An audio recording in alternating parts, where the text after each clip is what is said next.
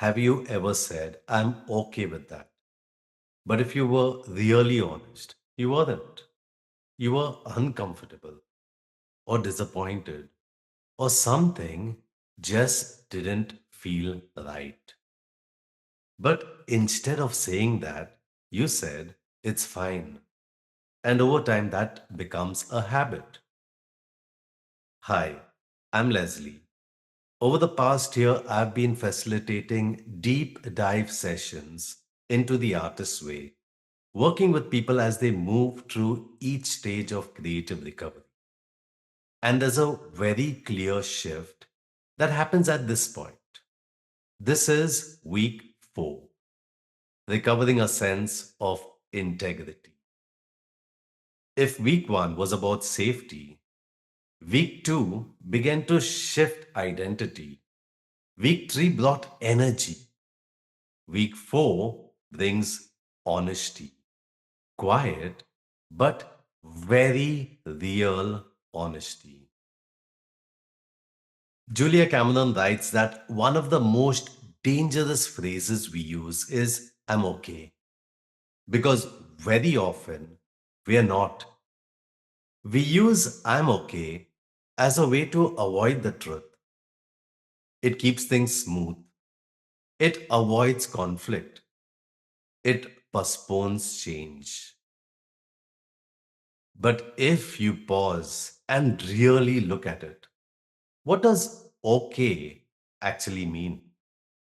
Does it mean resigned? Does it mean numb? Does it mean tolerating or quietly unhappy? Or does it simply mean you don't want to go there? This is where the morning pages begin to deepen. Earlier, they helped you clear the noise. Now, they begin to reveal truth.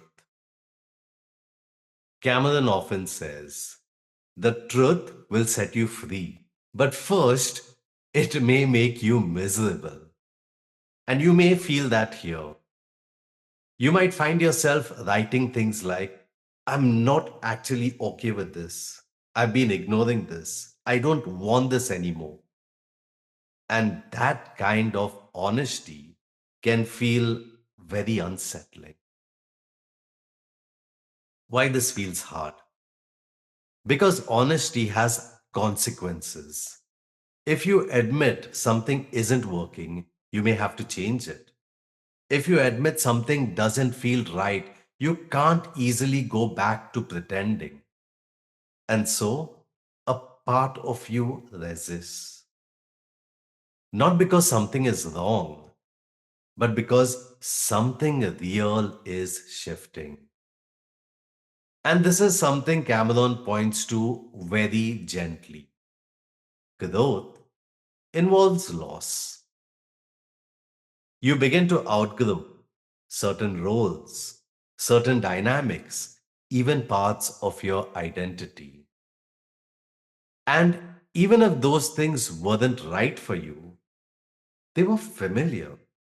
So letting them go, it can feel like a kind of grief.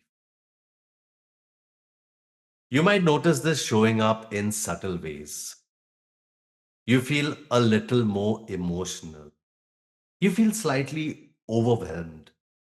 You feel more aware than usual.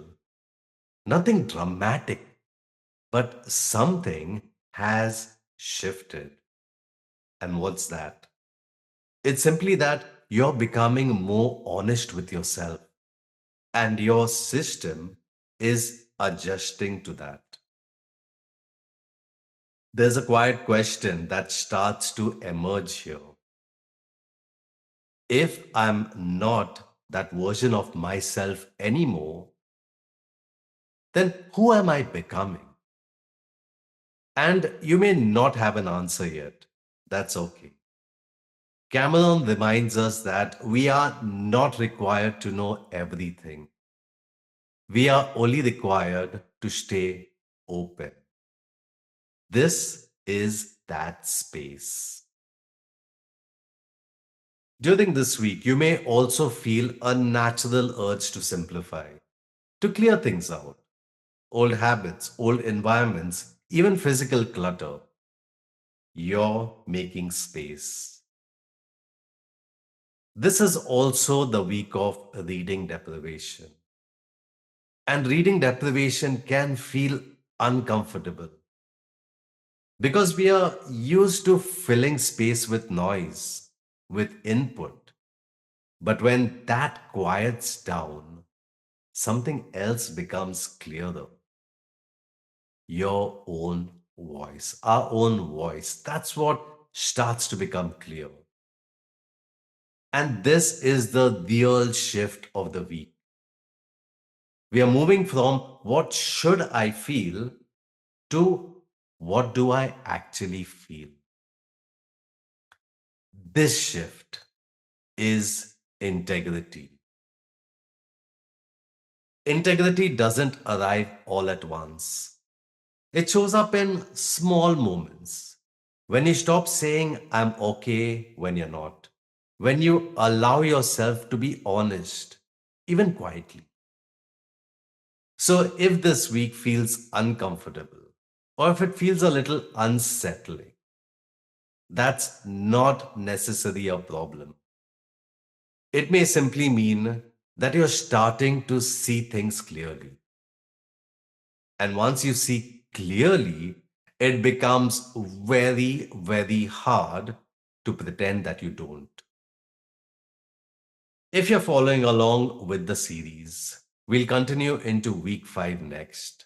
Thank you for listening. I'll see you in week 5.